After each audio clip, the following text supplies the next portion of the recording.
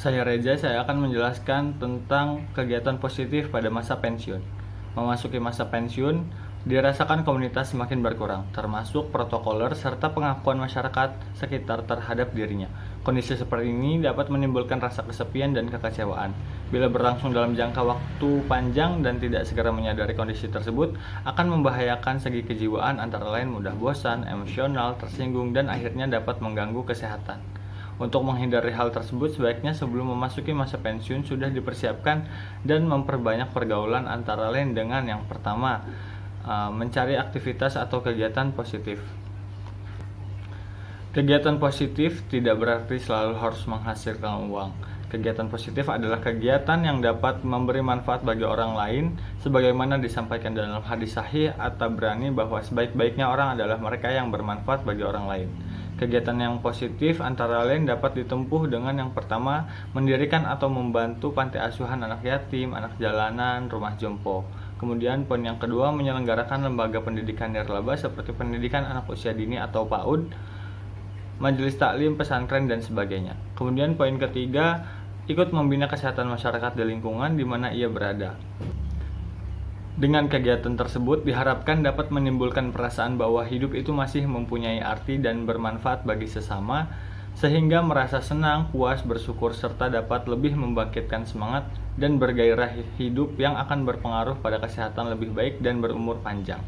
Kemudian kegiatan positif yang bisa dilakukan pada masa pensiun yaitu melakukan hobi yang sehat. Pada waktu senggang dapat dilakukan kegiatan yang rekreatif bersifat menghibur atau menyenangkan dan tidak membutuhkan biaya banyak seperti olahraga, kesenian, traveling, berkebun, pelihara ikan, mancing, dan sebagainya. Sedapat mungkin dilakukan bersama keluarga sehingga selain dapat menghilangkan kejenuhan atau kebosanan, juga dapat menambah rasa kedekatan, kebersamaan, serta dapat membina hubungan kasih sayang di antara sesama. Kegiatan seperti ini tentu saja harus diukur agar kesemuanya seimbang dengan kondisi dan situasi baik dari segi finansial maupun potensi fisik yang sudah tidak muda lagi, sehingga dapat memberikan manfaat bagi yang bersangkutan. Kemudian juga ada kegiatan untuk memperdalam ajaran agama. Jika pada waktu masih aktif, banyak kesibukan, biasanya intensitas untuk memelihara hubungan dengan Tuhan secara relatif agak kurang. Maka pada waktu memasuki masa pensiun, hendaknya identitas ditambahkan. Mengingat keimanan manusia itu pasang surut, maka perlu selalu dipupuk dengan selalu berupaya untuk meningkatkan keimanan antara lain dengan yang pertama, banyak mengasah dan meningkatkan pemahaman ajaran agama. Selanjutnya, menghayati serta mengamalkan dalam kehidupan sehari-hari.